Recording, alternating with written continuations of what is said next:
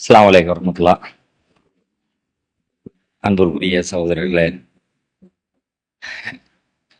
நீங்க இங்க படிச்ச காலம் ரொம்ப கம்மியான காலம்தான்.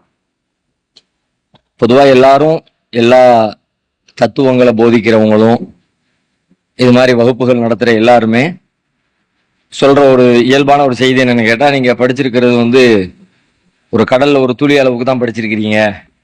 படிக்க வேண்டிய செய்தி நிறைய இருக்குது. இது ஒரு பெரிய ஆழ்ந்த கடல் மாதிரி, நீங்க அதன் கரையில தான் நிக்கிறீங்க. இது எல்லா இடங்கள்லயும் இது சொல்லப்படும். இஸ்லாமிய வகுப்புகள்ல கலந்துக்கிட்டா இங்கேயும் அதுதான் சொல்லப்படும். வேற இந்து மத தத்துவங்கள் போதனை கூடங்கள் அந்த மாதிரி ஒரு இடத்துல போய் நின்னீங்கன்னா அப்பவும் அங்கேயும் அதை சொல்லுவாங்க. இது ஒரு பெருங்கடல், நீங்க அதுல நிறைய படிக்கணும், நிறைய உள்ளுக்குள்ள செய்திகள் இருக்குது அப்படிம்பாங்க. ஒரு கிறிஸ்தவ போதனை கூடங்கள்ல போய் உட்கார்ந்தீங்கன்னா அங்கேயும் அந்த செய்தி சொல்லப்படும். எல்லாருமே தம்மிடத்துல இருக்கிறது ரொம்ப உயர்வானது, ரொம்ப விசாலமானது, ரொம்ப விரிவானது. அதை மனிதர்கள் கற்க கற்க படிக்க படிக்க அவர்கள் முன்னேறி கொண்டே போவார்கள்.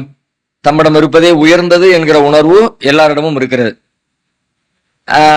ஆனா இது எல்லாமே உண்மை அல்ல. எல்லாரும் ஒரே வாதத்தை வச்சாலும் கூட அதுல ஏதோ ஒண்ணுதான் உண்மை இருக்க முடியுமே தவிர எல்லாமே உண்மையாகி விடாது. அதுல கூடுதல் குறைவான விஷயங்கள் உள்ளுக்குள்ள இருக்கிறது. இப்ப நாமும் அதே வார்த்தையை தான் சொல்றோம். நம்மளும் என்ன சொல்றோம்னா, நீங்க படிச்சிருக்கிற காலம் ரொம்ப குறுகிய காலம், படிக்க வேண்டிய செய்தி நிறைய இருக்கிறது, கடல் மாதிரி அது விரிந்த தகவல்கள், அதை இன்னும் நீங்க மேலும் ஆழமா கற்கணும். ஆனா அதுக்கு இதுக்கு இடையில நிறைய வித்தியாசங்கள் இருக்கிறது. நம்ம சொல்றதுக்கும் மற்றவங்க சொல்வதற்கும் இடையில உண்டான வித்தியாசங்கள் நீங்க கொஞ்சம் புரிஞ்சுக்கணும். நீங்கள் கற்பது அப்படின்னு சொன்னா பெரும்பாலும் பொதுப்படையா நம்ம என்ன கற்றுக்கொள்கிறோம்னா, சில வெளிப்படையான நடைமுறை சார்ந்த அல்லது ஒரு சடங்குகளை போல தோற்றமளிக்கிற, சடங்கு சம்பிரதாயங்களை போல தோற்றமளிக்கிற சில விஷயங்களை நாம கற்றுக்கொள்கிறோம். ஆனால் இஸ்லாம் போதிக்க விரும்புகிற செய்தி என்ன அப்படின்னு கேட்டா, அது எதை உங்களுக்கு கற்றுக் கொடுக்க விரும்புகிறது, எதை நீங்கள் கற்றுக்கொள்ள வேண்டும் என்று விரும்புகிறது, இஸ்லாம் களமாடுகிற செயல்படுகிற இடம் எது அப்படின்னு ஒரு கேள்வியை நீங்க எல்லாரும் கேட்கணும். இஸ்லாம் எங்கே செயல்படுகிறது, இஸ்லாத்தினுடைய செயல் களம் எது? ஒன்னையும் செயல்படுத்துறதுக்கு ஒரு களம் இருக்கும். தொழுகையின் செயல் களம் அப்படின்னு கேட்டா பள்ளிவாசல்னு சொல்லுவோம். நாம சில புத்தகங்களை படிக்கிறோம், அந்த புத்தகங்களுடைய செயல் களம், படித்துக் கொள்கிற கற்கிற களம் எது அப்படின்னு கேட்டா கல்விக்கூடங்கள் அப்படின்னு சொல்லுவோம். அது மாதிரி வீரர்கள் போர் செய்யக்கூடியவர்களுடைய களம் எதுன்னு கேட்டா போர்க்களம்னு சொல்லுவோம். போர் நடைபெறக்கூடிய அந்த களம் தான் அவங்களுக்கான களம். அங்க நின்று அவங்க யாருங்கிறத நிரூபிக்கணும், காட்டணும், போரிடணும், ஜெயிக்கணும், அந்த மாதிரியான வேலைகளை அவங்க செய்யணும். ஒரு வியாபாரி பொருள் ஈட்ட வேண்டும் அப்படின்னு நினைக்கிறார், அவருடைய களம் எது? ஒரு வியாபாரி பொருள் ஈட்டணும், நிறைய சம்பாதிக்கணும்னு நினைக்கிறார், அவருடைய களம் எது? அவருடைய களம் வியாபார தளம். அவர் என்ன வியாபாரத்தை வச்சிருக்கிறாரோ, எந்த நிறுவனத்தை உண்டாக்கி இருக்கிறாரோ அந்த தளத்துல நின்று வர்ற மக்களுக்கு சர்வீஸ் பண்ணி அதன் வழியாக பொருட்களை கொடுத்து வாங்கி அது உற்பத்தி செஞ்சு அது அவர் செயல்படுகிற அவருடைய களம். இந்த மாதிரி தத்துவார்த்த ரீதியாக இஸ்லாம் செயல்பட விரும்புகிற களம் எது? எங்க இஸ்லாம் எதை உருவாக்க விரும்புகிறது, எதை பண்படுத்த விரும்புகிறது, எதை பக்குவப்படுத்த விரும்புகிறது, எதை மாற்ற விரும்புகிறது, என்ன செய்ய விரும்புகிறது, அதை எங்கே செய்ய விரும்புகிறது அப்படின்னு ஒரு கேள்வியை கேட்டீங்கன்னா எந்த இடம்னு சொல்ல முடியும்? யாராவது கெஸ் பண்ண முடியுதா? எந்த இடம் இஸ்லாம் செயல்பட விரும்புகிற இஸ்லாத்தின் செயல் களம் எது? ஏதாவது இருக்கலாம், தப்பா இருந்தா கூட பிரச்சனை இல்லை. சரியோ தப்போ, தோற்றவனுக்கு கூட வரலாறு உண்டுன்னு சொல்லுவாங்க, பார்வையாளனுக்கு வரலாறு கிடையாது. தப்பா சொன்னா கூட சொல்லப்பட்டது நான் சொன்னேன் ஒரு செய்தி அப்படின்ற ஒரு பதிவு இருக்கும். எதுவுமே சொல்லாமல் மௌனித்து இருப்பதை விட, அதனால எதை வேணாலும் சொல்லலாம், உங்களுக்கு தோன்றியதை சொல்லலாம். இஸ்லாம் செயல்பட விரும்புகிற இஸ்லாத்தின் செயல் களம் எது? எங்கே செயலாற்ற, எதை செயலாற்ற, எதை மாற்ற, எதை சீர்திருத்த, எப்படி சீர்திருத்த, இஸ்லாத்தினுடைய செயல் களம் எது? கேள்வி விளங்குதா? சொல்லுங்க. வேற உள்ளம். இஸ்லாத்தினுடைய செயல் களம் எது அப்படின்னு கேட்டா, குனிஞ்சு நிக்கிறது, நிமிர்ந்து நிக்கிறது, கையை கட்டுறது, அதை செய்யாம இருக்கிறது, இதுதான் செய்யாம இருக்கிறது, இது இஸ்லாம் செயல்பட விரும்புகிற செயல் களத்தின், அது செயல்பட்டதற்கு பிறகு கிடைக்க வேண்டிய ரிசல்ட் சம்பந்தப்பட்டது. இதெல்லாம் நாம பேசிக்கிட்டு இருக்கிற செயல்பாடு சம்பந்தப்பட்ட விஷயங்கள்லாம் இருக்குல்ல, இதெல்லாம் ரிசல்ட், விளைவு. எங்க உழைக்க வேண்டிய செயல், எங்க நீ பாடுபடணும் அப்படின்னு கேட்டா உள்ளத்துல பாடுபடும். உள்ளம் தான் இஸ்லாத்தின் செயல்களம். குர்ஆனை நீங்க புரட்டினீங்க அப்படின்னா குர்ஆன் எது குறித்து உங்களுக்கு வழிகாட்டுகிறது, பாடம் தொழுகையை பத்தி பேசுகிறது, நோன்பை பத்தி பேசுகிறது, அதுவெல்லாம் அந்த உள்ளத்துல என்னென்னதெல்லாம் போட்டு வச்சதுக்கு பிறகு அதிலிருந்து வெளிப்படக்கூடிய புறச்செயல்கள், அதனுடைய ரிசல்ட், அதனுடைய வெளிப்பாடு. இதை எதையும் கலந்து மிக்ஸ் பண்ணோம்னா இது வரும்னு சொல்லுவோம்ல. அதனால உள்ளத்தை சரி பண்ணிட்டா அது வரும். உள்ளத்தை சரி பண்ணிட்டா என்னிடத்துல நேர்மை வரும். உள்ளத்தை சரி பண்ணிட்டா என்னிடத்துல தொழுகை வரும். உள்ளத்தை சரி பண்ணிட்டா என்னிடத்துல பிறரை மதிக்கின்ற பண்பு வரும். உள்ளத்தை சரி பண்ணிட்டா குர்ஆனோடு கூடிய தொடர்பு வரும். அதெல்லாம் வரும். ஆனா நான் செய்ய வேண்டியது எது, என்னத்தை செய்யணும்னு கேட்டா உள்ளத்தை தான். என்னுடைய செயல் களம் என்பது உள்ளம் தான். இஸ்லாம் அங்கதான் நிக்குது. மற்ற எல்லா இடங்கள்ல இருந்து, மதங்கள்ல இருந்து, சித்தாந்தங்கள்ல இருந்து மாறுபட்டு இஸ்லாத்தினுடைய மைய புள்ளி உள்ளம் தான். ஏன் இந்த உள்ளத்தை தேர்ந்தெடுக்கு? இதுக்கு நிறைய நீங்க குர்ஆன்ல நீங்க படிச்சிருக்கலாம். சாம்பிளுக்கு ஒரே ஒரு வசனம் சொல்றேன். குர்ஆன்ல ஒரு அத்தியாயம் ஒன்று இருக்கிறது. அந்த அத்தியாயத்துல நிறைய வசனங்கள் இருக்கிறது. அந்த வசனங்கள்ல முக்காவாசி வசனம் எப்படிப்பட்ட வசனமா இருக்குன்னு கேட்டா, பின்னாடி சொல்ல போற விஷயத்துக்கான பீடிகையாவே பேசிட்டு வருவோம். மேட்ரு கம்மி, ஆனா அந்த மேட்ரு இப்படிப்பட்ட தெரியுமா அப்படின்னு சொல்லிட்டு அதை பெருசுபடுத்தி சொல்லுவோம்ல. பின்னாடி ஒரு பெரிய பயங்கரமான ஒரு விஷயத்த சொல்றதுக்கு முன்னாடி அங்க போனோம்பா, அங்க போய் உள்ள நுழைஞ்சு கதவை திறந்த பார்த்த உடனே அதுக்கு பிறகு உள்ளது ஒரே ஒரு மேட்ரு தான். பகீர் ஆயிடுச்சு. இந்த பகீர் ஆயிடுச்சு தான் மேட்ரு. இந்த பகீர் மேட்ரு சொல்றதுக்கு முன்னாடி அதுக்கு முன்னாடி அப்படியே ஒரு பீடிகை போடும்ல, அந்த மாதிரி இறைவன் ஒரு அத்தியாயத்துல ஒரு செய்தியை சொல்ல வர்றான். அந்த ஒரு செய்தி ஒரு சின்ன சுருக்கமான ஒரு செய்தி. அந்த செய்திக்கு முன்னாடி ஒரு பெரிய பீடிகை போட்டு வரும். என்ன பீடிகைன்னு கேட்டா, தான் சொல்ல வர்ற விஷயம் எவ்வளவு முக்கியமான மேட்டர் தெரியுமா அப்படிங்கறத புரிய வைக்கிறதுக்காண்டி அடுக்கடுக்கான பீடிகைகள். இறைவனுடைய பார்வையில் அந்த பீடிகை எப்படி இருக்கும் அப்படின்னு கேட்டா, சத்தியம் செய்து ரொம்ப வலுவா மேட்ரு. எப்படி மேட்ரு தெரியுமா? வஷம்சி, சூரியன் மீது சத்தியமாக சொல்லுகிறேன். இறைவனே சொல்ல ஆரம்பிக்கிறான். அவன் சொல்ல எல்லாமே சத்தியம்தான், சத்தியவான் தான் சொல்றான். சத்தியத்தை மட்டுமே பேசுற கடவுள்லாம் பேசுறான். ஆனா அந்த இறைவனே பேச ஆரம்பிக்கிற பொழுது மனிதர்களுக்கு புரிகிற விதத்துல பேசணுன்றதுக்காக அவன் பேச ஆரம்பிக்கும் போது எப்படி ஆரம்பிக்கிறான்னா, ஒரு மேட்ரு சொல்ல போறேன். எப்படி மேட்ரு தெரியுமா? சத்தியமா, உண்மைடா, நம்புடா அப்படின்னு சொல்லிட்டு, அது மாதிரி வஷம்சி, சூரியன் மீது சத்தியமாக, வலுஹாஹா, அந்த சூரியனிலிருந்து வெளிப்படுகிற வெளிச்சத்தின் மீது சத்தியமாக, வல் கமரீதா தலாஹா, அதை தொடர்ந்து வருகிற சந்திரன் மீது சத்தியமாக, வன்னஹாரீதா ஜல்லாஹா, பளிச்சென்று வெளிப்படுகிற பகலின் மீது சத்தியமாக, வல்லைலீதா யக்ஷாஹா, அந்த வெளிச்சத்தை மூடிக்கொள்கிற இரவின் மீது சத்தியமாக, பஸ்ஸமாயி வமா பனாஹா, வானத்தின் மீது சத்தியமாக, வமா பனாஹா, அதை வடிவமைத்திருப்பதன் மீது சத்தியமாக, வல் அருளி, பூமியின் மீது சத்தியமாக, வமா தஹாஹா, அதை விரித்து பயன்படுத்த தகுந்ததாக மாற்றி வைத்திருக்கிற அந்த செயல் முறையின் மீது சத்தியமாக. இவ்வளவு சத்தியம் போட்டு இதெல்லாம் இது நம்மிடத்துல இப்படியான ஒரு பேச்சு மொழி இல்லாத காரணத்தினால இதை நம்மள டக்குன்னு விளங்கி கொள்ளவோ சாதாரணமா புரிந்து கொள்ளவோ இயலாது. இயல்பா நம்ம எதை டக்குன்னு விளங்குவோம்னு கேட்டா, எது நம்முடைய பேச்சு வழக்கத்துல இருக்குதோ, என்ன ஸ்டைல நம்ம அன்றாடம் உரையாடுவோமோ அது டக்குன்னு விளங்கும். இஸ்லாம் கொஞ்சம் கூடுதலாக பேச்சு வழக்கு உங்களுக்கு நம்மிடத்துல இல்லாட்டியும் கூட குர்ஆனுடைய பேச்சு மொழின்னு ஒண்ணு இருக்கு. அந்த மொழியில ரொம்ப பீடிகை போட்டு ரொம்ப அதற்கு சொல்ல போற விஷயத்துக்கான முக்கியத்துவத்தை சொல்வதற்காகத்தான் இவ்வளவு மேட்டர் சொல்லி இவ்வளவு சத்தியம் பண்ணி, ஒரு சத்தியம், ரெண்டு சத்தியம், மூணு. நம்மளாம் சத்தியம் பண்ணா என்னத்தை சத்தியம் பண்ணிட முடியும்? நமக்கு இருக்கிற ஒரே சோர்ஸ் இறைவன் மீது சத்தியமாக. அந்த இறைவனுக்கு வேற வேற பெயர்களை சொல்லி சத்தியம் பண்ண முடியுமே தவிர வேற ஒண்ணும் பண்ண முடியாது. ஆனா இறைவன் என்ன வேணாலும் யார் வேணாலும் சத்தியம் பண்ணவான்றதுனால பல உறுதிப்பாடுகளை போட்டுட்டு கொண்டு ஒரு மேட்டரை சொல்ல வர்றான். வனப்சின் பமா சப்பாஹா, உள்ளத்தின் மீதும், அந்த உள்ளத்தை வடிவமைத்திருப்பதின் மீதும் சீரமைத்திருப்பதின் மீதும் சத்தியமாக, ஃபஅல்ஹமஹா ஃபுஜூரஹா வ தக்வாஹா, இந்த உள்ளத்திற்கு அதனுடைய நன்மை எது தீமை எது என்பதையெல்லாம் இறைவன் கற்றுக் கொடுத்து விட்டான். உள்ளத்துக்குள்ளேயே இயல்பான வாழ்க்கை முறையில சரி எது தப்பு எது அப்படிங்கிறத ஓரளவுக்கு நடைமுறை வாழ்க்கை குறித்த ஞானம் எல்லாருக்குமே இருக்கும். அதுக்கு தனியா போய் ஸ்கூல்ல படிச்சுட்டு வர வேண்டிய தேவையெல்லாம் இல்லை. இப்ப நீங்க இஸ்லாம் சொல்லுகிற இயற்கை மரபுகள் இருக்குல்ல, அந்த இயற்கை மரபுகளை இங்க உட்கார்ந்து படிக்க வேண்டிய அவசியமே இல்லை. இயற்கை மரபுகள் என்ன, போய் பேசாத, ஏமாத்தாத, தப்பு செய்யாத, வாக்குறுதி மீறாத, அடுத்தவனை கொலை பண்ணாத, இதுக்கு நீங்க இங்க வந்து படிக்கணுமா? யார் உலகத்தில் உள்ள எல்லா மனிதர்களுடைய உள்ளத்திலே அது இன்பில்ட் சாப்ட்வேர். நம்ம போன் வாங்கும்போது இன்பில்டாவே வருது இல்ல சிலது, நம்ம சிலதை டவுன்லோட் பண்றோம், பிளே ஸ்டோர்ல போய் ஆப் ஸ்டோர்ல போய் சிலதை டவுன்லோட் பண்ணி நம்ம தேவைக்கு தகுந்த மாதிரி உள்ள ஏத்தி வச்சுக்கிறோம். அது அது அது அது கொஞ்சம் இருக்கு, அது குர்ஆன்ல சிலது இருக்கிறது. அது அல்லாம உலகத்துல மனுஷனா இறைவன் தயார் பண்ற எல்லா மொத்த ப்ராடக்ட்லயுமே இன்பில்டா வர்ற சிலது இருக்குது. அந்த என்ன இன்பில்ட்னு கேட்டா இயற்கை நெறின்னு ஒண்ணு. அதான் இந்த பொய் பேசாதப்பா, அடுத்த ஏமாதப்பா, திருடாதப்பா, அடுத்த கொஞ்சத்துக்கு ஆசைப்படாதப்பா. இதுக்கு நீங்க இங்க உட்கார்ந்து டேபிள் போட்டு குர்ஆனை புரட்டி நபிகள் நாயகம் என்ன சொன்னார்கள் தெரியுமா? பொய் பேசாமல் இருப்பதே சிறந்தது என்று சொன்னார்கள் அப்படின்னு சொல்லி அதை படிச்சு அதை மனப்பாடம் பண்ணி அதை வாத்தியார் கேட்டவுடனே அதை எக்ஸாம்ல எழுதி அதை பாஸ் பண்ணி அப்படித்தான் தெரிஞ்சுக்கணும் அவசியமே இல்லை. இதெல்லாம் இன்பில்டாக இது இஸ்லாம் சொல்லுகிற இயற்கை நெறிதான். ஆனால் இந்த இயற்கை நெறி உலகத்துல மனிதர்களாக இருக்கிற எல்லா மனித உயிர்களின் உள்ளத்திலேயும் இயற்கையாகவே இறைவனால் விதிக்கப்பட்டு வந்து, அவர் இந்துவா இருந்தாலும் இது தெரியும், அவர் கிறிஸ்தவரா இருந்தாலும் தெரியும், கடவுளே இல்லைன்னு சொன்னாலும் தெரியும். இது மனுஷன் இருந்தா எல்லாத்துக்கும் இன்பில்டு மெமரியா இதை இறைவன் ஸ்டோர் பண்ணி தான் வெளியே உலகத்துல வாழ வைக்கிறான் அவங்கள சொல்லிட்டு. கத அஃப்லஹ மன் ஸக்காஹா, இதான் மேட்ரு. இந்த மேட்ருக்கு தான் இவ்வளவு பீடிகை. இது என்ன மேட்ரு? கத அஃப்லஹ மன் ஸக்காஹா, அதை பரிசுத்தப்படுத்தியவர்.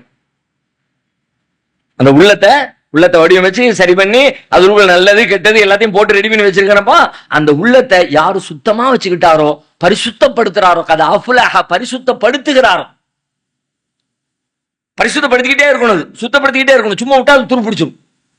சில பொருட்களை பயன்படுத்தல வீணாகிரும்ல. இதுக்குன்னு ஒரு பயன்பாட்டு மெத்தேடுன்னு ஒண்ணு இருக்கிறது. அந்த மெத்தேடு நமக்கு உலகத்துல மத்த எல்லாத்துக்கும் மெத்தேடு தெரியுது. மைக்கு பயன்பாடு மெத்தேடு இப்படி, ஆமா இது இப்படி இருக்கும், ஒயர் போடணும், அப்பப்போ கலட்டணும், என்ன போடணும், பேட்டரி போடணும், இப்படிதான் இதை பயன்படுத்தணும், இது இல்லாட்டி இது வீணா போயிடும்.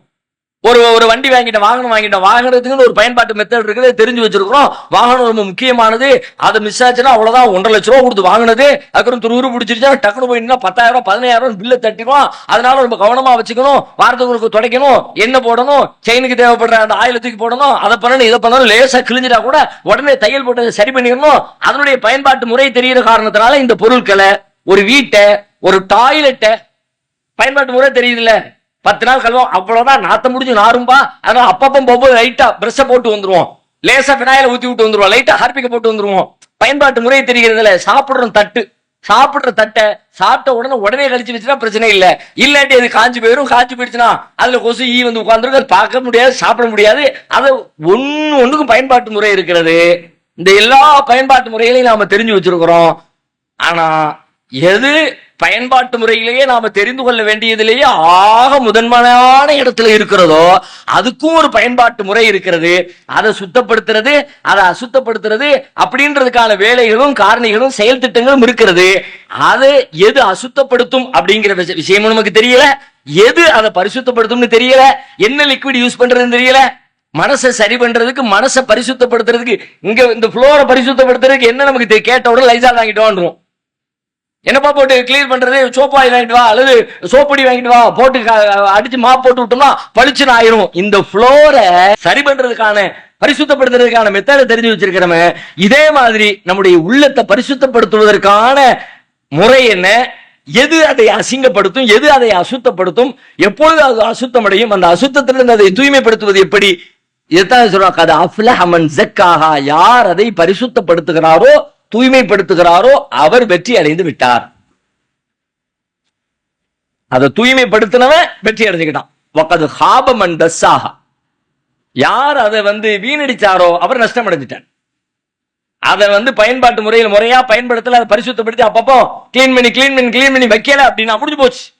வகது ஹாப மன் தஸ்ஸாஹா. இந்த செய்தி தான் முதலும் கடைசியுமாக உங்களுக்கு நான் சொல்ல விரும்புகிற, இஸ்லாம் சொல்ல விரும்புகிற, இறைவன் சொல்ல விரும்புகிற, இஸ்லாம் செயல்பட விரும்புகிற செயல்களத்தினுடைய மைய புள்ளி, ஆதார புள்ளி இந்த ஒண்ணுதான். ஆனா இந்த ஒண்ணு நம்மள எத்தனை பேர் உள்வாங்குறோம், எவ்வளவு சிந்திக்கிறோம், அதுக்கு என்ன வேலை செஞ்சோம்னு கேட்டா 99.9%. அதுக்கு என்ன வேலை செஞ்சோம், என்ன வேலை, அது ஒன்றும் சொல்லி தரலையன்றோம். இப்ப நீங்க புதுசா வந்திருக்கிறீங்க, நீங்க ஈஸியா சொல்லி தரலையன்ற பதில் சொல்ல முடியும். ஆனால் 30 ஆண்டு 40 ஆண்டு 50 ஆண்டு 60 ஆண்டு குர்ஆன் படிக்கிறோம், ஹதீஸ் படிக்கிறோம், அது பண்றோம், இது பண்றோம், அவங்கள்ட்ட போய் கேட்டாலும் அதுக்கு என்ன தனிமத்தை, அதுக்கு என்ன பொருள் ஒன்றும் தெரியலையேமா. அது ஒரு லாங் ப்ராசஸ், அது ஒரு தொடர் முயற்சி, ஒரு நீண்ட கால தொடர் பயிற்சி. அதற்குள்ள தொடர்ந்துகிட்டே இருக்கணும். சாப்பிடும் பொழுதெல்லாம் தட்டையை கழுவுற மாதிரி, ஆடை அணிந்த பிறகெல்லாம் துணியை துவைப்பது போல, வாகனத்தை பயன்படுத்துகிற காலம், குறிப்பிட்ட கால இடைவெளியில் அதற்கு சர்வீஸ் செய்வதை போல, நம்முடைய உள்ளத்திற்கும் சர்வீஸுக்கான காலம், தேவை, பயன்பாடு எல்லாமே இருக்கிறது. அதுக்கான மெத்தடு அதான் ஆரம்பத்திலே அப்துல்லா சொன்ன மாதிரி அந்த மெத்தட் எல்லாமே குர்ஆன்ல சொல்லப்பட்டிருக்கு. நாம இந்த கண்ணோட்டத்தில் குர்ஆனை பார்க்கவே இல்லை. அதை கிளியர் பண்றதுக்கான லிக்விட் தான் இது அப்படின்னு நமக்கு தெரியல. அதுல ஒரு கதை இருக்குது. இந்த கதை எதுக்கு? ஒரு வண்டி வாங்கிட்டோம், அல்லது ஒரு கம்ப்யூட்டர் வாங்கிட்டோம், ஏதோ ஒன்று வாங்கிட்டோம். அது உள்ளுக்குள்ள ஒரு சின்ன பேக் போட்டு கவர் போட்டு அதுல ஒரு ஸ்க்ரூ டிரைவர் இருக்குது, அதுல ஒரு கம்பி இருக்குது, அதுல ஒரு நட்டு இருக்குது, போல்ட் இருக்கு, என்னமோ போட்டு திருக்கிற சாமா இருக்குது. எதுக்கு தெரியலையே? தெரியலையேன்னா கடைசி வரைக்கும் உங்களுக்கு பயன்படவே பயன்படாது. அது மாதிரி குர்ஆனை புரட்டுறோம். ஆமா, யூசுப் நபி வரலாறு இப்ப சூப்பரா இருக்கு. எதுக்கு இது? மூசா நபி அப்பா அங்கிருந்து இங்க வரைக்கும் நடந்தே போனாங்களாம்ல. சின்ன பிள்ளையில அவன் பெரிய அரசனை எதிர்த்து, அது ஒரு கதை. எதுக்கு இது? இந்த நட்டு எதுக்கு? இந்த போல்ட் எதுக்கு? இந்த ஸ்பேனர் எதுக்கு? இந்த ஸ்க்ரூ டிரைவர் எதுக்கு?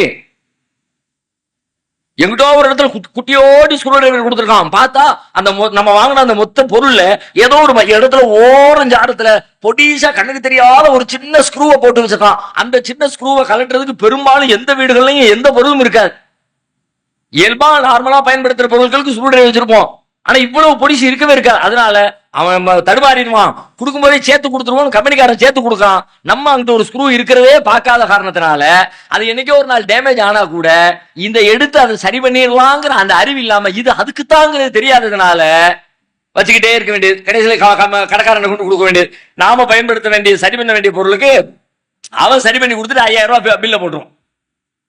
நீ சரி பண்ணிக்கலாம்னு சொல்லிட்டால இந்த ஸ்க்ரூ டிரைவர் கொடுத்தேன், அதுக்கா தெரியலையே.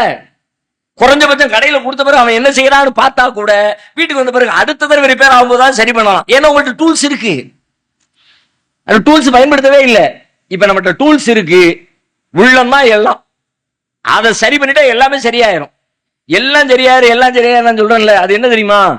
அது ஏதோ உங்களை நல்லவனாக்கிறோம், உங்களை வல்லவனாக்கிறோம், உங்களை முஸ்லீம் ஆக்கிறோம், அந்த அர்த்தத்தில் மட்டும் சொல்லல. உள்ளம் சரியாச்சுன்னா வாழ்க்கை எல்லாம், எது எல்லாம் சரியா இருக்குன்னு நினைக்கிறீங்களோ, எது எல்லாம் சிறப்பா இருக்குன்னு நினைக்கிறீங்களோ, எது எல்லாம் உயர்வா இருக்குன்னு நினைக்கிறீங்களோ எல்லாம் தெரியாது. நிறைய சம்பாதிக்கணும், அடிப்பொழிய சம்பாதிச்சு அள்ளி கொடுக்கணும்டா மக்களுக்கு. நான் சின்ன வயசுல ரொம்ப கஷ்டப்பட்டு போயிட்டேன். படிக்கிறதுக்கு ஒரு 500 ரூபாய் காசு இல்ல, என்கிட்ட வந்து பென்சில் பாக்ஸ் வாங்குறதுக்கு பணம் இல்ல, எங்க அப்பாவுடைய சம்பாத்தியத்துல வீட்டு சாப்பாட்டுக்கே எங்களுக்கு வழி இல்ல.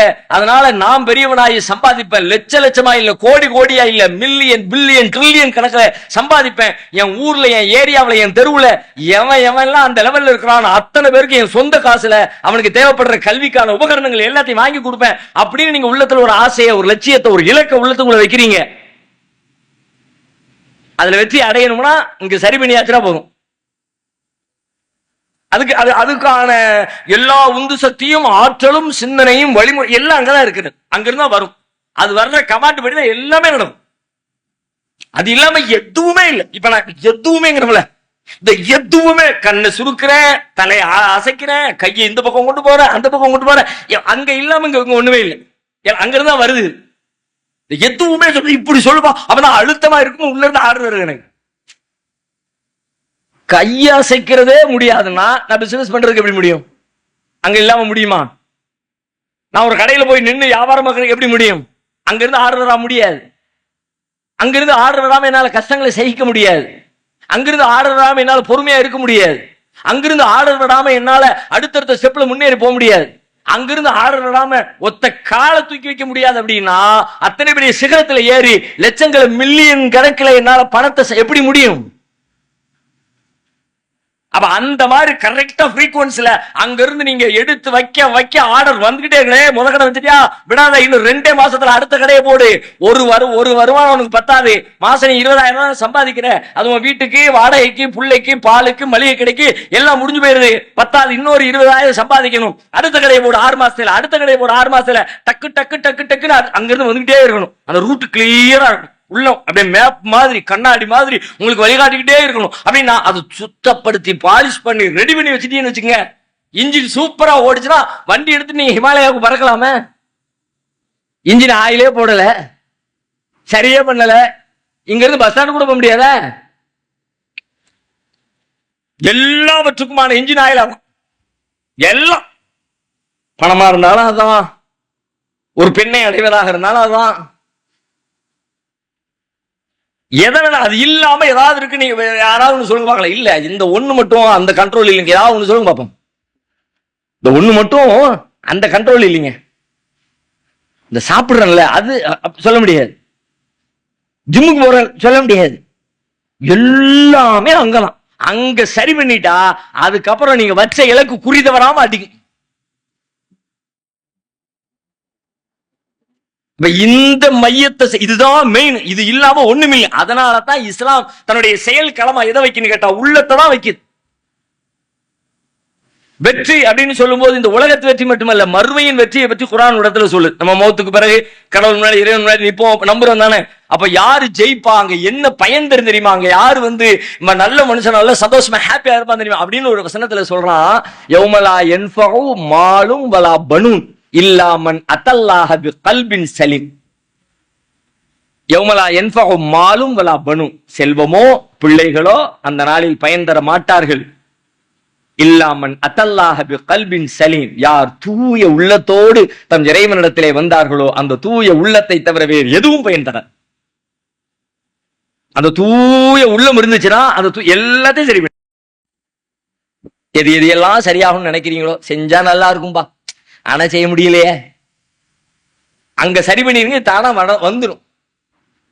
இந்த பைப்பை திறந்தா தண்ணி வந்தா நல்லா இருக்குமாப்பா, மேல தண்ணி டேங்க்ல தண்ணியை ஃபில் பண்ணி வச்சிருங்க, வந்துடும். திறந்தோட வந்துடும். மேல காய போட்டுட்டு கீழே ஓபன் பண்ணா எப்படி வரும்? இந்த செயல்களத்தை புரிந்து கொள்வதற்கான கைட்லைன் தான் குர்ஆன். இப்ப நீங்க நம்ம பார்க்க வேண்டிய பார்வை எப்படி இருக்கும்னு கேட்டா, குர்ஆன் நீங்க குர்ஆனை பத்தி சொல்லிட்டாரு, குர்ஆன் நீங்க படிப்பீங்க, படிக்கிற பொழுதெல்லாம் இது என்னுடைய உள்ளத்துக்கு என்ன செய்தியை சொல்லுது, என் மனதுக்குள்ள ஏற்படுற சஞ்சலத்துக்கு, சங்கடத்துக்கு, சோம்பலுக்கு, என்ன செயல்பட விடாம முடக்குகிற வேறு பல காரணிகளுக்கு, அவன் தப்பா நினைச்சிருவானே, இவன் தப்பா நினைச்சிருவானே, இது மாதிரி என்ன முடக்கி போடுற பல விஷயங்களின் பின்னணியில என் மனசுதான் இருக்கும். நல்லா யோசிங்க. அங்கெல்லாம் போகாத, ஒரு மாதிரியா பேசுவானு பாய்மார் கூட, நீ பாய்மார் கூட போய் சேர்ந்துட்டியா மனுல, இவனை பார்க்கவே கூடாதுடா, நம்ம அப்படியே அந்த பக்கம் போயிடுவோம், தோணுமா இல்லையா? நம்ம சித்தப்பா வர்றான், என்னடா தாடி இடியும் வச்சு ஆளே மாறி போயிட்ட, என்னதான் நம்ம சாதி சனத்தை எல்லாம் விட்டு போய் இப்படித்தான் உனக்கெல்லாம் மனசு வருதோ அப்படின்னோன்னு அந்த பக்கமே போக வேண்டாம். இது போக வேண்டாம் சொன்னது யாரு? போக வேண்டாம் சொன்னது யாரு? யாரு சொன்னா? சித்தப்பா சொன்னாரு. நம்ம உள்ள நம்ம மனசு சொல்லுது. அப்போ அவர் சொன்னா அப்படி சொல்லாம கரெக்டா சொல்ல வைக்கிறாங்க. போடா, இப்ப என்னடா சித்தப்பா பேசுறா, நீ என்னதான் பேசிட்ட, சரியா தானே பேசுற, சரியா தானே செஞ்சிருக்க, கேள்விக்கு அப்புறம் கேள்வி பதில் சொல்லு, தெரியாத தெரியலன்னு சொல்லு, தெரிஞ்சது தெரியும்னு சொல்லு அப்படின்னு. எங்க போனாலும் எப்படி போனாலும் போக வேண்டிய ரூட் எல்லாத்தையும் மேப் போட்ட மாதிரி காட்டி உங்களுக்கு வெளிக்காட்டணும். அங்க நீங்க சரி பண்ணும். உங்களை செயல்பட விடாமல் பின்னுக்கு இழுக்கிற, உங்களை வெக்கப்பட வைக்கிற, முன்னேற விடாமல் தடுக்கிற எல்லாமே அங்க இருந்துதான் வருது. அந்த ஆர்டரை கேட்டு கேட்டுதான். நம்மளால எல்லாம் முடியுமா சொன்னது யாரு? இப்ப நான் சொல்றேனே, நம்ம ஒரு 1 லட்சம் இந்த மாசம் டார்கெட், நம்ம எல்லாரும் 1 லட்சம் ரூபாய் சம்பாதிக்கிறோம். மொட்டையா சொன்னா அது நடக்காது, அது வேற செய்தி. அதுக்கான செயல் திட்டங்கள் வேணும், அது ரெண்டாவது. இருந்தாலும் ஒரு பேச்சுக்கு நான் கேட்கிறேன், இந்த மாசம் 1 லட்சம் சம்பாதிக்கிறோம், அடுத்த 3 மாசத்துல சம்பளத்தை 2 லட்சமா இன்க்ரீஸ் பண்றோம், 6வது மாசத்துல அதுவே 10 மடங்கா 20 லட்சமாக சம்பாதிக்கிறோம். இப்படி ஒரு டார்கெட். இந்த மாசம் 1 லட்சம் சம்பாத்தியம், வாங்கிட்டு இருக்க சம்பளம் எவ்வளோ? 8500 ரூபாய், 15000 ரூபாய். 10 மடங்கு எத்தனை மடங்குறா? அப்படியே டபுளா வச்சா கூட 15 30,000 ரூபாய். அப்படியே 4 மடங்கு போட்டா கூட 30 60,000 ரூபாய். ஒரே ஜம்ப்ல எத்தனை மடங்கா தாடுறது? 1 மடங்கு கூட ஏத்துக்க முடியுது. 15ங்கிறது இந்த மாசம் முதலாளிகிட்ட பேசி வச்சு ஒரு 2000 ரூபாய் கூட தாங்க முதலாளி சம்பாதிச்சிட வாய்ப்பு இருக்கிறது. 2000 ரூபாய்க்கே அந்த இழுப்பு இழுக்க வேண்டியது இருக்கும். அது நடக்குமா நடக்காதான் 1008 கேள்வி. அவர் எப்ப ஃப்ரீயா இருப்பார், எப்ப சந்தோஷமா இருப்பார், எப்ப ஹாப்பியா இருப்பார், எப்ப போய் மேட்டரை போடலாம், புள்ளிய வைக்கலாம் அப்படின்னு அதுக்குள்ள 1008 கால்குலேஷன். இப்ப இவரு 15,000 ரூபாய் சம்பளம் வாங்கிட்டு இருக்காரு. அசாம்பாடு அப்படின்னு அந்த பக்கம் 1 லட்சம் ரூபாய் எங்க இருந்து?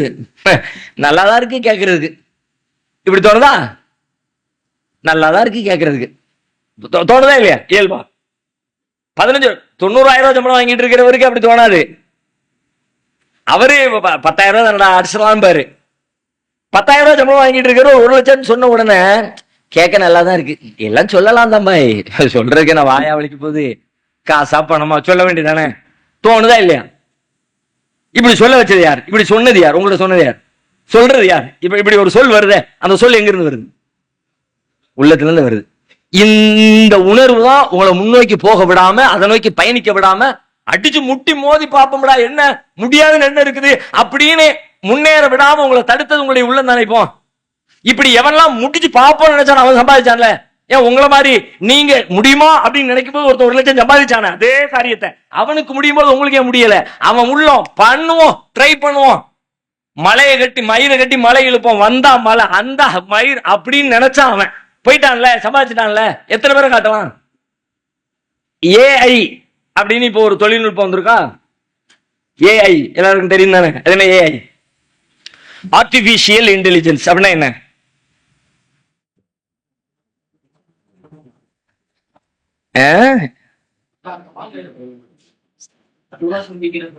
அதுவா சிந்திக்கிற செயற்கை நுண்ணறிவு அப்படின்னு தமிழ்ல மொழிபெயர்க்கலாம். அதுவா ஒரு மனுஷனுக்கு நெருக்கமா சிந்திச்சு செயல்படுற மாதிரியான ஒரு செயல் திட்டம். இப்ப இன்னைக்கு இந்த ஆர்டிபிஷியல் இன்டெலிஜென்ஸ் உள்ள வந்து ஓரிரு ஆண்டுகள் ஆகிவிட்டது. இந்த ஓரிரு ஆண்டுகால இடைவெளியில இந்த ஆர்டிபிஷியல் இன்டெலிஜென்ட் துறைக்குள்ள எவன் நுழைஞ்சானோ, எவன் கால வச்சானோ, ₹1 சம்பாதிச்சுக்கிட்டு இருந்தவன் மாதத்துக்கு ₹1 கோடி சம்பாதிக்கிறவனா மாறி இருக்கிறான். மொத்த மக்கள் தொகையில 1% தான் அதுல கால வச்சிருக்கான். 700 கோடி மக்கள்ல ஒரே 1% பேர் தான் இப்ப அதுக்குள்ள கால வச்சிருக்கான். மீதி இருக்கிற எவன் அதுக்குள்ள கால வைக்கல.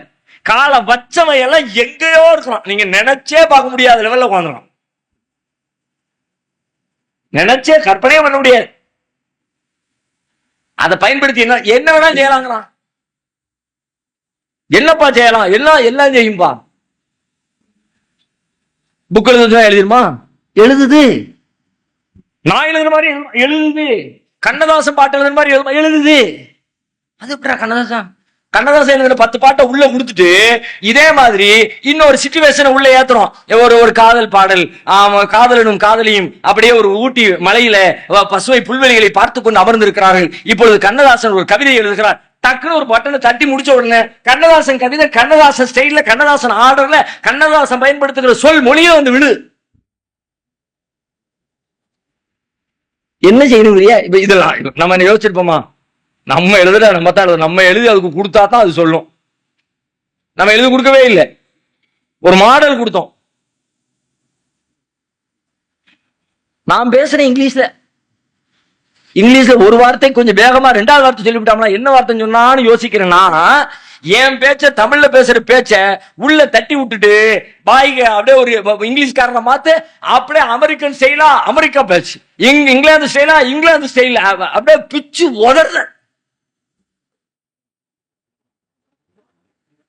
யாரா பண்ற வேலை? எல்லாம் அவன் பண்ற வேலை. ஆர்டிபிஷியல் இன்டெலிஜென்ஸ்ங்கிறான், செயற்கை நுண்ணறிவுங்கிறான். என்ன வேணும் உனக்குங்கிறான். அது உள்ளுக்குள்ள கால வைக்கிறதுக்கு வைக்கவா வேண்டாமா? கத்துக்கவா வேண்டாமா? தெரிஞ்சுக்கவா வேண்டாமா? தெரிஞ்சு நமக்கு என்ன போகுது? நம்ம தொழில் என்ன? நமக்கு அவ்வளவு நாலேஜ் இல்லையா அப்படின்னு உட்கார்ந்துருக்க நம்ம எல்லாரும் பின்தங்கி இருக்கிறோம்.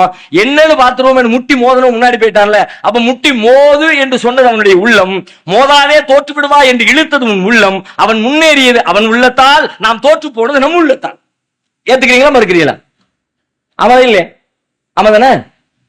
அப்ப எல்லாத்துக்கும் பேஸ் அங்க. அததான் உங்களுடைய மெயின் டார்கெட். அதை வைங்க. எதை படிச்சாலும் குர்ஆன்ல ஹதீஸ்ல எதை படிச்சாலும் செயல் 2ஆம் பட்சம், முதலில் மனம். இதுல மன சம்பந்தமா ஏதோ அப்படி ஒரு விஷயம் இல்லாம ஒரு வசனம் கிடையாது குர்ஆன்ல. உன் மனசுக்கு அது ஒரு பாடம் நடத்தும். அல்ஹம்துலில்லாஹி ரப்பில் ஆலமீன் மனசுக்கு சொல்லும். அது வெறும் வாயில சொல்லுகிற அகிலங்களை எல்லாம் படைத்த இறைவனுக்கு எல்லா புகழும் என்று சொல்லப்படுகிற வெறும் வெற்று புகழ்ச்சி சொல் மாத்திரமல்ல, உங்கள் உள்ளத்திற்குள்ளே அதற்குள்ளே பாடம் நடத்தும்.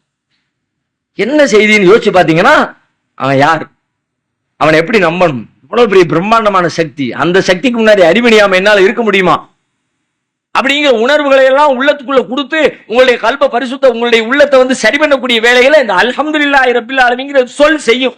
ஆனா நம்ம இதுவரைக்கும் அல்ஹம்துலில்லாஹி ரப்பில் ஆலமீன் அப்படி பார்க்கவே இல்லைல்ல.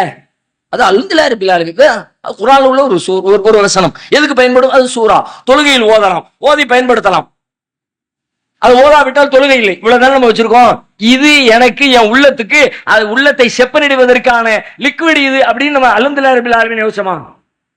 என்னுடைய ஃப்ளோர் கிளீனர் மாதிரி என்னுடைய உள்ள கிளீனர், ஹாட் கிளீனர், அப்படின்னு இது அதை யோசிச்சோமா? இப்படி ஒவ்வொரு வசனமும் ஹார்ட் கிளீன் பண்ணணும்.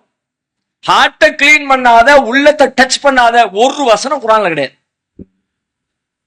ஆனா நம்ம அதை அப்படி பார்க்கல. நம்ம எல்லாத்தையும் வேற வேற பர்பஸ்க்கு மாத்திட்டோம்.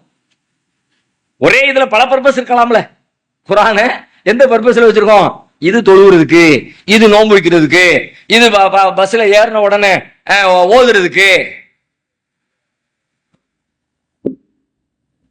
இது அதையெல்லாம் தாண்டி எங்கேயோ இருக்கு.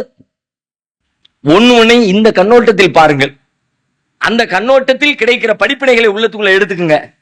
அதை உங்க வாழ்க்கையில செயல்படுத்துங்க. செயல்பாட்டுக்கு வந்துடும். அடுத்து செயல்பாட்டை கூட உங்களுக்கு நான் வலியுறுத்த வேண்டிய அவசியமே இல்லை.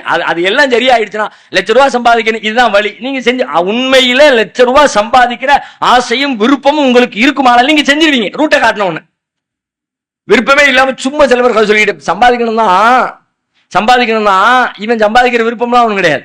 வெறும் வெட்டி பேசுறவன். சும்மா கையில கொடுத்தா வாழைப்பழத்தை உரிச்சு கொடுத்தா திங்கிற ஜீவன் இது. இந்த ஜீவனை கை கழுவிடலாம். நெசமா உங்களுக்கு சம்பாதிக்கிற உணர்வு இருந்தால் இப்படி போனா இப்பதான் இந்த புது டெக்னாலஜி அறிமுகப்படுத்திருக்கான், எவன் முதல்ல கை வைக்க இன்னொரு 20 வருஷம் கழிச்சிருச்சுன்னு வச்சுங்க, வச்செல்லாம் பெருசா சம்பாதிக்க முடியாது. ஏன்?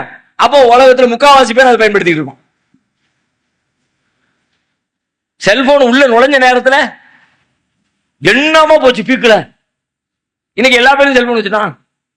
இன்ஜினியரிங் அப்படின்னு ஒரு படிப்பு உண்டாக்கப்பட்டு அதுக்கான டிப்ளமோ சர்டிபிகேட் கொடுக்கப்பட்டு அதுக்கான வேலை வாய்ப்புகள் பிரகாசமா இந்த நேரத்தில் உள்ள நுழைஞ்சவன் லட்சம் கோடிகளை சம்பாதிச்சான். இன்னைக்கு வீட்டுக்கு இன்ஜினியர் உட்கார்ந்துருக்கான், ஒரு வேலுக்கு மதிப்பு இல்லை. ₹8,500 சம்பளத்துக்கு வர்றியான்னு கேட்கறான். யாரு? பிஇ முடிச்சிருக்கிறேன், மெக்கானிக்கல் இன்ஜினியர். இருக்கட்டும் நம்பிங்க. படிக்காத அவருக்கு 8,500 படிச்சேன். ஆமா, அவ்வளவுதான், ஒண்ணுமில்லை, யூஸ் இல்ல. பின்னாடி அப்படி வரும். அப்ப இப்ப நீ முன்னாடியே இறங்கணும். அப்படி விளங்குதா இல்லையா? அது மாதிரி நாம குர்ஆனுக்குள்ள அவ்வளவு செய்திகள் இருக்கிறது. எல்லாமே உள்ளத்தை சரி பண்றதுக்கான மெத்தட், ரூல்ஸ், அதுக்கான லிக்விட், அதுக்கான சோப்பு, அதுக்கான பவுடரு, அதுல ஏதாவது டேமேஜ் ஆகி அறுவை சிகிச்சை பண்ணணும்னா அதுக்கான கத்தி, அதுக்கான ரத்தம், அதுக்கான மருந்து எல்லாம் உள்ளுக்குள்ளே. பாடியை எப்படி இறைவன் வச்சிருக்கானோ கண்ணுக்கு புலப்படுகிற பாடிக்கு எப்படி அதை சரி பண்ணக்கூடிய லிக்விட், போக்குவரத்து எல்லாம் உள்ளுக்குள்ள இருக்கோ அதே மாதிரி மனசையும் சரிபடுத்தக்கூடிய எல்லாமே உள்ள இருக்கு. அதை நீ பயன்படுத்தணும். பாடி எப்படித்தானே, இங்க அறுபட்டு ரத்தம் ஓடுது. எவ்வளவு நேரம் ஓடுது? ஒரு நிமிஷம் ஓடுது, 1.5 நிமிஷம் ஓடுது, 2 நிமிஷம் ஓடுது, 3ஆவது நிமிஷம் ரத்தம் உறைஞ்சு நின்றுது இல்ல. யார் வந்து ஸ்டாப் பண்ணா? இப்ப யாரு போனா தொலைச்சு போடுவோம் அப்படின்னு யார சொன்னோமா? அல்லது அணை கட்டணுமா? ஒண்ணும் ஆயிடுச்சு இல்ல. அதாவது அதுக்கான டெக்னாலஜி அதுக்குள்ள இருக்குல்ல. அதான் பாடியை சரி பண்ணக்கூடிய டெக்னாலஜி பாடிக்குள்ள இருக்கிறது மாதிரி. அறுத்துட்டோம், 2 தோல் இப்படி பிளந்துருச்சு. பிளந்த தோல் 10 நாள் கழிச்சு பார்த்தா ஒன்னா சேர்ந்துருச்சு. சேர்த்தது யாரு? தானா சேர்ந்துச்சுல்ல. இந்த டெக்னாலஜி இந்த பாடிக்குள்ள வச்ச இறைவன் அது மாதிரி ஒரு டெக்னாலஜியை உள்ளத்தை சரி பண்றது உள்ளத்துக்குள்ள வச்சிருக்கான். நீ அதை பயன்படுத்தியா இல்லையா? எல்லா எக்யூப்மெண்ட்ஸ் எல்லாம் கையில இருக்குது. சோம்பல் வருகிறது, எப்படி செய்யணும் அங்க இருக்கு ரூல். அந்த ரூலை ஃபாலோ பண்ணி சோம்பல் இருந்து வந்துடலாம்.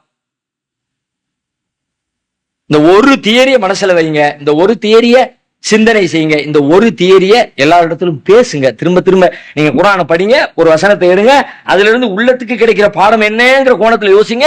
அதை உள்வாங்கிக்கிட்டு அதை யார்ட்டையாவது ஷேர் பண்ணிடுங்க. அப்பதான் மனசுல நிற்கும். உங்க மனசுல பதிய வைக்கிறதுக்கான ரூல் அதான். படிச்சுட்டு போயிட்டீங்கன்னா அடுத்த வாரம் மறந்துடுவீங்க. ஒரு வாரம் பெருசா நினைவுல இருக்கலாம், 2 நாள் நினைவுல இருக்கலாம், 3ஆவது வாரம் அடுத்த வசனம் படிக்கும்போது இதை மறந்துடுவீங்க. மறக்க கூடாது. ரொம்ப வேகப்பட ஒரு மேட்ரு உள்ளுக்குள்ள கிடைச்சிருச்சு அப்படின்னா இந்த வசனம் எப்படி இந்த சொல்லு தெரியுமா, இதை மட்டும் ஃபாலோ பண்ணி பாருங்க, அப்படியே ரிலாக்ஸா இருக்குப்பா. ஏதோ ஒண்ணு கையை விட்டு போயிடுச்சு, போன உடனே ரொம்ப ஆசையா வச்சிருந்தோம், ரொம்ப சந்தோஷமா அதை பயன்படுத்திக்கிட்டு இருந்தோம். திடீர்னு பார்த்தா மிஸ் ஆயிடுச்சு, உடஞ்சிருச்சு, கீழே போய் போன் வாங்கிட்டோம். 50,000 மதிப்புள்ள போனு கீழே விழுந்து உடஞ்சிருச்சு. ஐயோ 50,000. நல்ல பாருங்க, மனுஷங்களுக்கு கொடுக்கிற முக்கியத்துவத்தை விட மனுஷனுக்காக உள்ள பொருட்களின் மீது நாம் கொடுக்கிற முக்கியத்துவம் அதிகமா இருக்கு. புது கார் அன்னைக்கு ஒருத்தர் நல்ல விலை உயர்ந்த கார், BMW நல்ல விலை உயர்ந்த கார். அப்பதான் ஷோரூம்ல இருந்து எடுத்துட்டு வெளியே வர்றாரு. அடிச்சா ஒருத்தன் எத்தாப்புல வந்து 2 வீலர் காண, அவனை தூக்கி சுத்தி விட்டுருச்சு. வண்டி சைட்ல பூரா கிராச்சு. ஐயோ தலையை பிடிச்சு உட்கார்ந்தான். வீட்டுக்கு கூட போகலடா, இன்னும் போட்ட மாலை காயிலையடா, பூ காயிலைய. இன்னொருத்தர் வண்டியை வாங்கிட்டு புது வண்டி மனைவிக்கா வேண்டி ஒரு சர்ப்ரைஸ் கொடுப்போம்னு அவருடைய பிறந்த நாளுக்கு ஒரு வண்டியை வாங்கி வெளியே இருந்த காரை கொடுத்து, அந்த காரை நீ ஓட்டு, கார் ஓட்ட தெரியும் அந்த அம்மாவுக்கு, காரை ஓட்டு, நான் பிள்ளைகள் எல்லாத்தையும் பாத்துக்கிறேன், பேக் எல்லாத்தையும் கூட, நீ போயிட்டு வா, ரவுண்ட் போயிட்டு வா அப்படின்னு சந்தோஷமா அனுப்பி வைக்கிறார். அந்த அம்மா வண்டி எடுத்துட்டு போகுது, ஒரு லாங் டிரைவ் போயிட்டு வா, அப்படியே 5 கிலோமீட்டர் 6 கிலோமீட்டர் 7 கிலோமீட்டர் 10 கிலோமீட்டர் போகுது. திடீர்னு ஒருத்தன் குறுக்க வந்தா ஒரு பெரிய ஆக்சிடென்ட். போனுக்கு எல்லாத்தையும் கணவர்கிட்ட கொடுத்துட்டு போயிடுச்சு. நான் வந்து ஒரு ரவுண்ட் போயிட்டு வரேன். நான் போனா ஆக்சிடென்ட் ஆனா அந்த அம்மாவுக்கு அழுது அப்படியே முட்டிக்கிட்டு வருது, அழுது.